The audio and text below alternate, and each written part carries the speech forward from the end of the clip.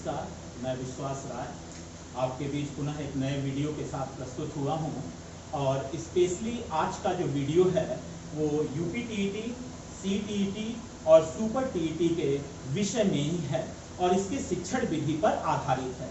बच्चों, मैं आपको स्पष्ट आज कर देना चाहता हूं इस वीडियो के माध्यम से कि मैं शिक्षण विधि पर 5 वीडियो अपलोड करूंगा, क्योंकि कारण स्पष्ट है कि अगर हम केवल सीटेट को अगर एक लें और सीटेट का केवल एक अगर हम पेपर का एनालिसिस करें तो लगभग हम आपसे कह सकते हैं कि वही बच्चे 110 प्लस कर पाते हैं जिन्हें शिक्षण विधि पर जिनको पूरा हक है।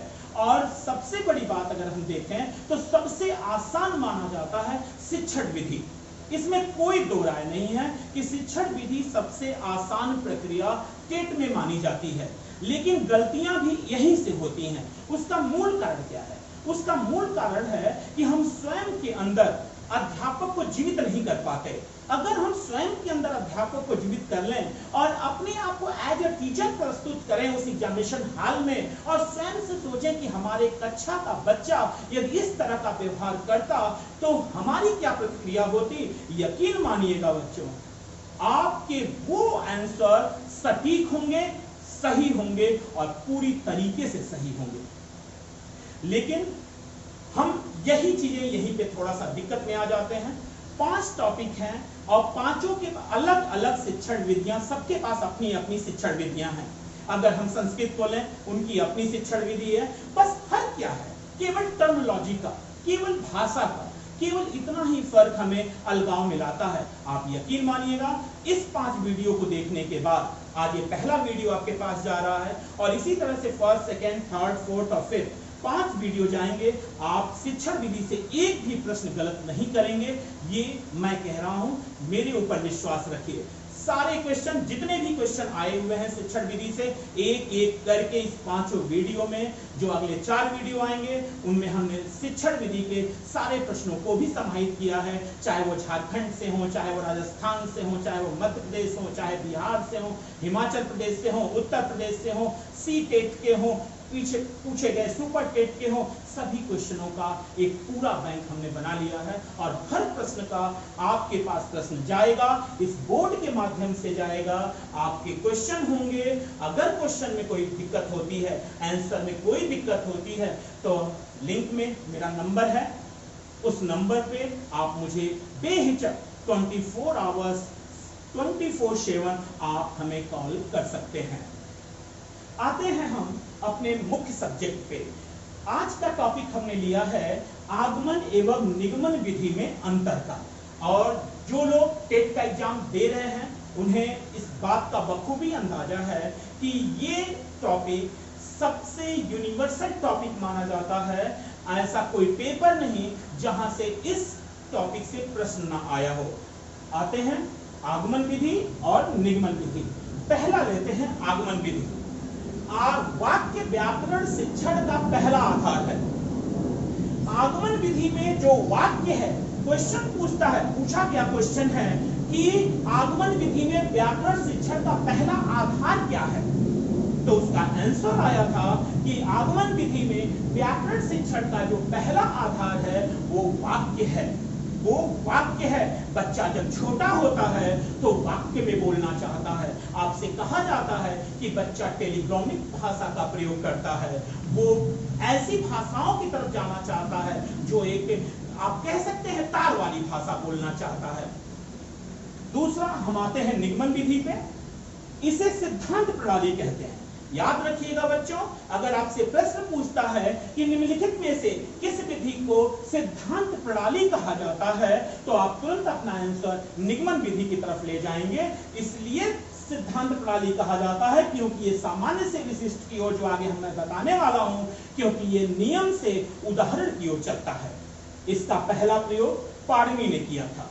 इसका पहला प्रयोग पाणिनि ने किया था, स्पष्ट रहिएगा।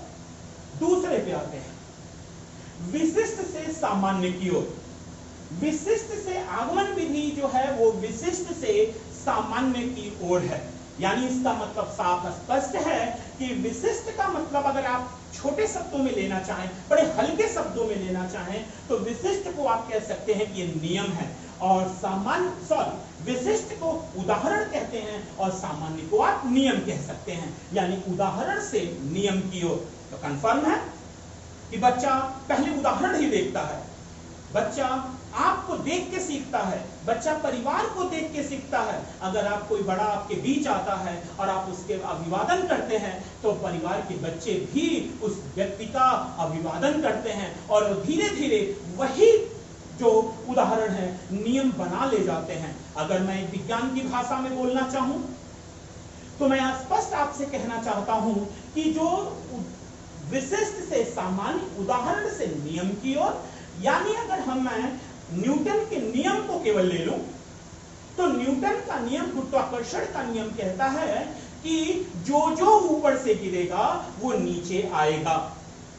तो कंफर्म है, जो जो गिरेगा, यानी राम गिरेगा नीचे आएगा, मोहन गिरेगा नीचे आएगा, रीता गिरेगी नीचे आएगी, राधा गिरेगी नीचे आएगी।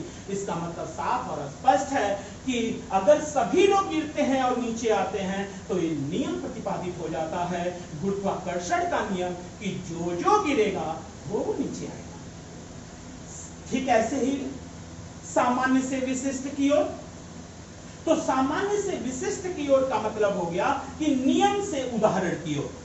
नियम से उदाहरण की ओर, यानी पहले नियम तैयार है, और उस नियम के तहत हम धीरे धीरे धीरे धीरे अन्य उदाहरणों को हम देखते चले जा रहे हैं। ये जैसे आपसे अभी कोई कह दे, अगर स्पष्ट तरीके से देखा जाए कि कौन कौन सी वस्तुएं तैरेंगी, आर्किमिडीज का सिद्धांत आपको कोई बता दे कि यदि किसी पिंड को किसी द्रव में डुबोया जाए आंशिक या पूर्णतः रूप से, तो उसके भार में एक आभासी कमी प्रतीत होती है। उसके भार में यह आभासी कमी उसके द्वारा हटाए गए जल के भार के बराबर होती है। ये तो रहा सामान्य, यानी नियम।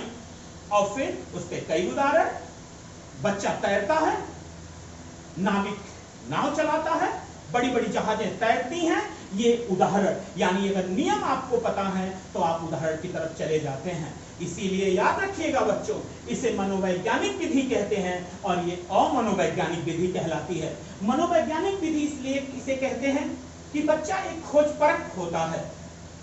हमें पियाजे ने भी सिखाया है कि बच्चा एक खोजपरख है, वो प्रकृति का अन्वेषक है, वो वैज्ञानिक है।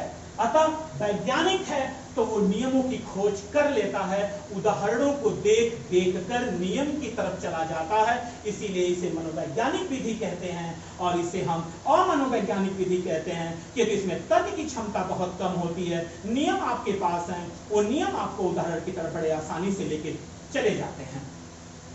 तीसरा, ज्ञात से अज्ञात की ओर। जो भी उदाहरण होगा वो ज्ञात होता है, और जो भी नियम होता है वो अज्ञात होता है। गुरुत्वाकर्षण नियम बनाते समय न्यूटन को पता नहीं था कि मैं कौन सा नियम बनाऊंगा। उसने तो एक सेब देखा जो वृक्ष से नीचे गिरा, लेकिन उस नियम के आधार, जो कि ज्ञात था कि सेब नीचे गिरा है, लेकिन उसे नहीं पता था कि कोई गुरुत्वाकर्षण का नियम भी पृथ्वी पर प्रभावी होता है। इसीलिए ये ज्ञात से अज्ञात की ओर चलता है, और ये अज्ञात से ज्ञात की ओर चलता है। यानी अज्ञात से ज्ञात की ओर कहने का मतलब नियम तो अज्ञात हैं, लेकिन जो उसके उदाहरण हैं वो ज्ञात होते हैं। चौथे पे आए अगर आप, तो आगमन विधि सरल से कठिन की ओर जाती है। सरल से कठिन की ओर जाने का मूल मकसद कहना इससे इतना होता है कि सरल जो कि ज्ञात है वो सरल होता है, जो अज्ञात है वो कठिन होता है। यानी सरल से कठिन की ओर उदाहरण जान लेना आसान है, और उदाहरण से नियम की ओर जाना वो कठिन है। लेकिन यहाँ पे कठिन से हम सरल की ओर चले जाते हैं। पूर्व से नवीन ज्ञान, पूर्व ज्ञान से हम नवीन ज्ञान की तरफ जाते हैं। यहाँ हम नवीन ज्ञान से पूर्व ज्ञान की ओर जाते हैं, क्योंकि जो नियम होते हैं वो नवीन होते हैं, और जो उदाहरण होते हैं वो परंपरागत कई वर्षों से चले आ रहे होते हैं। जैसे एक उदाहरण दे दूं मैं, कि बलूचिस्तान के मेहरगढ़ में कृषि का प्रथम साक्ष्य मिला। आखिर कृषि होती हुई होगी तो कंफर्म है कि उस समय के किसान भी पानी चलाने के बाद उस पर हेंगा चला देते होंगे, यानी उस खेत को बराबर कर देते होंगे। ये तो उस समय के भी करते होंगे, लेकिन बाद में नवीन ज्ञान की खोज हुई। उसका मूल कारण ये था कि केस नलियां टूट जाएं और केस नलियों के टूटने से खेत में पानी बना रहता है। यानी पूर्व ज्ञान से नवीन ज्ञान की तरफ, यानी उदाहरण से नियम की तरफ हमें आगमन विधि लाती है। और ठीक इसका उल्टा बच्चों, ये नवीन ज्ञान से हमें पूर्व ज्ञान की अनुभूति होती है। अगर हम देखें, इसमें आपने स्पष्ट कर दिया, वही चीज आपने यहां पे लिया कि ये उदाहरण से हम नियम की ओर जा रहे हैं, ये नियम से हम उदाहरण की ओर जा रहे हैं। थोड़ी सी चर्चा जब हम इस सब्जेक्ट पे हैं तो हम एनसीएफ 2005 को ले लेते हैं। राष्ट्रीय पाठ्यचर्या की रूपरेखा 2005 भी हमें कहती है कि प्राथमिक विद्यालयों में जो सबसे उपयुक्त विधि है, प्राथमिक विद्यालयों में जो सबसे उपयुक्त विधि है वो आगमन की विधि है। ये बाल केंद्रित होती है, ये शिक्षक केंद्रित होती है। और आप ही स्पष्ट कर चुके हैं एनसीएफ 2005 के अनुसार कि जो बाल केंद्रित, आपने कहा एनसीएफ 2005 कहता है कि शिक्षा कैसी होनी चाहिए, बाल केंद्रित होनी चाहिए। शिक्षा कैसी होनी चाहिए, लोकतांत्रिक होनी चाहिए। शिक्षा कैसी होनी चाहिए, शिक्षा हमें वातावरण के साथ संबंध बनाने वाली शिक्षा होनी चाहिए। हम अध्यापक के साथ खुले रूप से डिबेट कर सकें, बच्चा अपने मौलिक आंसरों को अध्यापक के साथ साझा कर सके। यानी इसका मतलब साफ है, उदाहरण से नियम की ओर हम आगमन विधि में जाते हैं और नियम से उदाहरण की तरफ हम निगमन विधि में जाते हैं। फिर मैं एक बात स्पष्ट करूंगा, जब आगमन विधि की बात होती है और खोज की बात चलती है, जब आगमन विधि की बात होती है और खोज की बात चलती है, तो हम पियाजे को नहीं भूलते। जीन पियाजे सदैव बच्चों को खोजकर्ता मानते हैं, वैज्ञानिक मानते हैं, प्रकृति का अन्वेषक मानते हैं। क्यों मानते हैं? क्योंकि आप ही ने कहा कि वो है क्या, जीव विज्ञानी। अगर वहीं पे हम जॉन लॉक को ले लें तो जॉन लॉक तो सीधा, चूंकि दार्शनिक हैं, वेस्टर्न के फिलासफर हैं, तो वो स्पष्ट रूप से कहना चाहते हैं नहीं नहीं नहीं नहीं, वो स्पष्ट रूप से यही कहना चाहते हैं रुक जाओ, क्योंकि जो बच्चा होता है वो साफ स्लेट की भांति होता है, एक अंधेरे कमरे के समान होता है, वो एक बंद किताब। यानी कहना वो चाहते हैं कि उसके जीवन में, चूंकि वो दार्शनिक हैं, तो इस बात पर जोर देना चाहते हैं जॉन लॉक, उसके जीवन में प्रकाश की एक किरण आनी चाहिए जो उसे प्रकाशमय बना सके। दोनों अलग अलग बात नहीं करते, दोनों के बात एक ही है। एक चूंकि जीव विज्ञानी है तो अपनी बात को एक अलग अंदाज में वैज्ञानिकता पूर्ण करता है कि खोजपूर्ण करता है, और एक दार्शनिक है तो कहता है कि मनुष्य के जीवन में तभी उजाला आ सकता है, यानी तभी वो आगे बढ़ सकता है जब एक ज्ञान रूपी एक किरण उसके जीवन में चमका दे। इसीलिए वो उसे अंधेरे कमरे और एक साफ स्लेट की भांति उसे प्रस्तुत करते हैं, साफ स्लेट की भांति। और अगला पॉइंट यदि हम देखें बच्चों, तो अगले पॉइंट में हम आगमन विधि में देख रहे हैं कि बालकों को सीखने में बहुत समय लगता है और निगमन विधि में सीखने में कम समय लगता है। तो आगमन विधि में बालकों को सीखने में बहुत समय लगता है, तो नो डाउट उसका मूल कारण आप जान चुके हैं, क्योंकि वो उदाहरण से नियम की तरफ जा रहे हैं। तो वो कई उदाहरणों को जब वो जस्टिफाई करेंगे तब वो एक किसी रूल या लॉ का निर्माण कर पाएंगे। इस वजह से इनको बहुत समय लग जाता है कि कई उदाहरणों को कई जगहों पे जाके जस्टिफाई करना, यानी बार बार जब उदाहरणों को देखते हैं अपने परिवार में, अपने स्कूल में, अपने पड़ोसी, अपने समाज के पास, तब जाकर वो एक नियम प्रतिपादित करते हैं अपने मन में। जबकि यहाँ पर यही सीखने में कम समय लगता है। उसका मूल कारण क्या है कि नियम पहले से ही पता है और उस नियम पे जो जो आएगा वही उस नियम को क्या करेगा, फॉलो करेगा। अगला है, यह निम्न कक्षा के लिए उपयोगी है और ये उच्च कक्षा के लिए उपयोगी है। निम्न कक्षा के लिए इसलिए उपयोगी है कि बच्चे बड़े बड़े नियमों को रट नहीं सकते। और आपने यही तो कहा, एनसीएफ 2005 में स्पष्ट तरीके से इस बात पर चर्चा की गई कि सूचना को ज्ञान मानने से हिचका जाए, यानी सूचना ज्ञान नहीं है, information non knowledge, information knowledge मानने से बचा जाए। यानी इसका मतलब साफ स्पष्ट है कि यह निम्न कक्षा के लिए उपयोगी है। जो बच्चे सीखेंगे, जो बच्चे प्रकृति के साथ समन्वय बनाएंगे, जो वातावरण के साथ अंतर संबंधित होंगे, उसी के अनुसार वो अपने लिए उपयोगी सिद्ध होगा। अतः आगमन विधि निम्न, कई बार क्वेश्चन पूछा बच्चों सीटेट में यूपी टेट में कि निम्नलिखित में से कौन सी विधि निम्न कक्षा के लिए उपयोगी मानी जाती है, तो आपका आंसर था कि आगमन विधि निम्न कक्षा के लिए उपयोगी मानी जाती है, जबकि निगमन विधि उच्च कक्षा के लिए उपयोगी मानी जाती है। अगर हम 6, 7, 8, 9, 10, 11, 12 की बात करें तो हम देखते हैं कि सबसे पहले वो नियम हमें बता देता है। नियम बताने के बाद जब वो दाब का नियम बता देता है, बॉयल का नियम बता देता है, तब हमसे उदाहरण खोजने के लिए कहता है और तब हम स्पष्ट कर देते हैं कि जो भाप का इंजन है वो भाप द्वारा बनाए गए दाब के कारण चल रहा है। लेकिन क्या जेम्स वाट भी इतना ही कॉन्फिडेंस के साथ बोला होगा? नहीं। जब उसने अपनी मां को देखा भोजन बनाते समय, जिस मां की केतली भाप के कारण बार बार ऊपर नीचे उठ रही थी, तो उस बच्चे के मन में एक विचार आया कि क्यों इस केतली का ढक्कन बार बार ऊपर नीचे हो रहा है। वो समय लगा, इस वजह से इसे हम आगमन विधि के अंतर्गत रखते हैं और इसे हम निगमन विधि के अंतर्गत रखते हैं। जब किताबों में हमें पहले ही नियम बता दिए जाते हैं और बाद में हमें उदाहरण, उसके 2-4 उदाहरण देने के बाद आदि कह दिया जाता है, ताकि आप ये माना जाता है कि जब आप नियम जान चुके हैं तो उदाहरण भी पकड़ लेंगे। इसीलिए इसमें सीखने में क्या लगता है? कम समय लगता है। यह ऊपर की ओर चलने वाली विधि है, पर्याप्त है, ऊपर की ओर चलने वाली विधि है, क्योंकि यहां पर उदाहरण के साथ साथ धीरे धीरे बच्चा ज्ञान की खोज करता है, ज्ञान की खोज करता है, अंतर संबंधित होता है, अपने आप को चैतन्य बनाता है। इस वजह से ये ऊपर की ओर चलने वाली प्रक्रिया है, जबकि निगमन विधि डाउनवर्ड्स, नीचे की ओर आने वाली प्रक्रिया है। हाँ, खोज पे आधारित है। राष्ट्रीय पाठ्यचर्या की रूपरेखा 2005 भी कहती है कि बच्चों के नवीन ज्ञान पर ध्यान देना चाहिए, उनको खोज परक बनाना चाहिए, वातावरण के साथ अंतर संबंधित करना चाहिए। इसीलिए हम कहते हैं आगमन विधि एक अनुसंधान की विधि है। कौन सी विधि है? अनुसंधान की विधि है। जबकि अनुसरण की विधि, जो न्यूटन बोलेगा, जो जेम्स वाट बोलेगा, जो ओम का नियम बोलेगा, कंफर्म है वो निगमन विधि के अंतर्गत सीधे उसी नियम पर वो फॉलो कर जाती है। अगला देखते हैं, यह बालक के आत्मविश्वास, तर्क और चिंतन को दृढ़ करती है। हाँ, इसीलिए एनसीएफ 2005 डर रहा था कि अगर हम ज्ञान का खोज परक बच्चा को बनाना चाहेंगे और अगर अध्यापक सही तरीके से अपने आप को परिदृश्य में नहीं ला पाया, तो बच्चा क्यों, कहां, कब, कैसे से प्रश्न पूछेगा। और पूछे क्यों नहीं? क्यों, कहां, कब, कैसे, ये प्रश्न तो बच्चे पूछते हैं। और ये कंफर्म है कि ये चारों शब्द आप डिक्शनरी में खोजें, ये विज्ञान के माने जाते हैं। हवाई जहाज उड़ रही है, क्यों? पृथ्वी 23.5 डिग्री झुकी हुई है, क्यों? पृथ्वी के ऋतुओं में परिवर्तन होता, क्यों? जाड़े में बर्फ गिरती, क्यों? गर्मी में पसीने आते हैं, क्यों?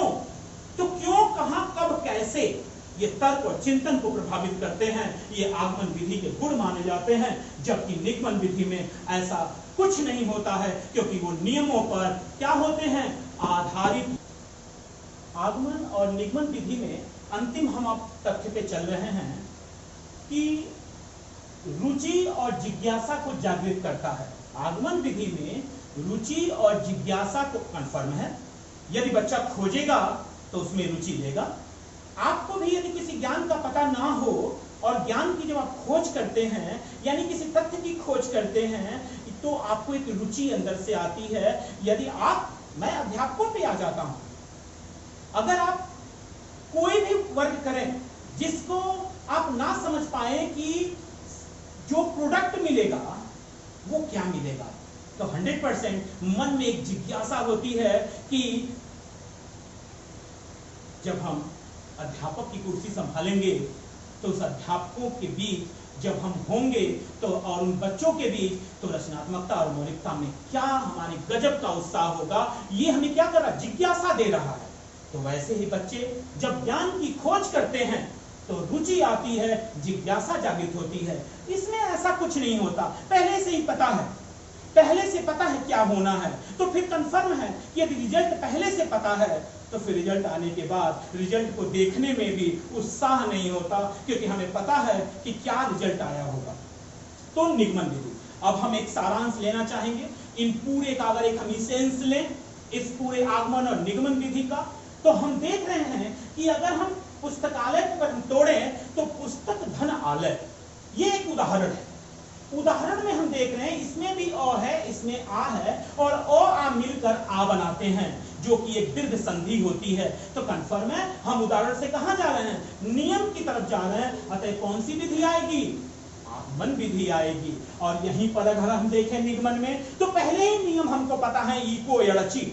अगर यड़ संधि का एक हम नियम लें तो हमें पहले से पता है इको यड़ची, तो साफ स्पष्ट है इको यड़च कहती है यड़ संधि कि यदि ई उ री के उपरांत यदि कोई अन्य स्वर आता है तो ये क्रमशः य व र ल में बदल जाते हैं। तो हम देख रहे हैं कि अगर हम इसमें देखें तो हम पहले नियम पे आए हैं और नियम के बाद हम कहां गए हैं, उदाहरण की तरफ गए हैं कि जो जो यहां आएगा वो कौन सी संधि लेके आएगा, यड़ संधि लेके आएगा। यानी निगमन विधि कहती है कि नियम से उदाहरण की ओर और आगमन विधि कहती है उदाहरण से नियम की ओर। तो दोस्तों ये आगमन और निगमन विधि के अंतर पर ये पहला वीडियो था, और या यूं कहें कि शिक्षण विधि पर ये पहला वीडियो था। और शिक्षण विधि 5 क्लास होंगे शिक्षण विधि पे। यकीन मानिएगा एक भी क्वेश्चन शिक्षण विधि से बाहर नहीं जाएंगे, सभी क्वेश्चन सॉल्व कराए जाएंगे चाहे वो कहीं भी पूछे गए हों शिक्षण विधि से। और आप दोस्तों आगमन और निगमन विधि में आप अंतर आज स्पष्ट कर लीजिए। जो अगला वीडियो जाएगा वो शिक्षण विधि के दूसरे पार्ट पे जाएगा, यानी उसका नाम होगा उस वीडियो का शिक्षण विधि 2 और इसका नाम है शिक्षण विधि 1 और शिक्षण विधि 5 तक का वीडियो आपके पास पहुंचेगा। एक बात याद रखिएगा, चूंकि ये specially TET, UP TET, C TET और सुपर टेट का है, तो मैं सर्वपल्ली डॉक्टर राधाकृष्णन का ये वाक्य बोलना नहीं बंद करूंगा कि एक अध्यापक तभी तक अध्यापक है जब तक वो एक अच्छा विद्यार्थी है। अगर आप किताबों पे हैं, अगर आप अपनी कुर्सी और मेज संभाल के बैठे हुए हैं तो यकीन मानिए आपकी सफलता को कोई नहीं रोक सकता। अटल है, सफल होंगे, स्वयं के प्रति संदेह करने की जरूरत नहीं है। एक सिरखेड़ा की किताब है कि जीतने वाले कोई अलग काम नहीं करते, वो प्रत्येक काम को अलग ढंग से करते हैं। तो इसी के साथ मैं अपना ये वीडियो अब अंत करूंगा और शिक्षण विधि 2 के नाम से दूसरा वीडियो जल्द ही आपके पास पहुंचेगा। और आशा करता हूं कि इस चैनल को आप सब्सक्राइब, शेयर और लाइक जरूर करेंगे। और सब्सक्राइब इसलिए करेंगे ताकि समय से आपको पता चल सके कि वीडियो हमारा आ रहा है। आप निश्चिंत रहिएगा, एक एक टॉपिक हम उठाएंगे, एक एक टॉपिक को क्लियर करेंगे, सफलता की राह में आपको आगे करेंगे। इसी के साथ मैं अपनी वाणी को विराम देता हूं। नमस्कार।